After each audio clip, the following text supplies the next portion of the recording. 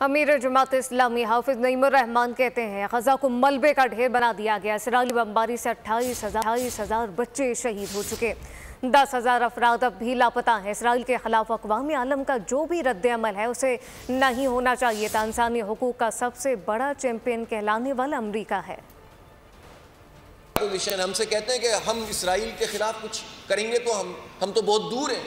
दूसरी बात यह कि वो मस्जिद अक्सा है, वहाँ उससे हमारा ईमानी जज्बाती रिश्ता है, इंसानियत का मामला है। और हम तो ये नहीं कह रहे कि आप जंग के अंदर बराह रास्त कूद पड़े, आप रोल तो प्ले करें, आप बात तो करें, आप कहें तो सही। अगर मुसलमानों के साथ ये सलूक करोगे तो पाकिस्तान अपना किरदार अदा करेगा, अपना अस्करी किरदार भी अदा कर सकता है।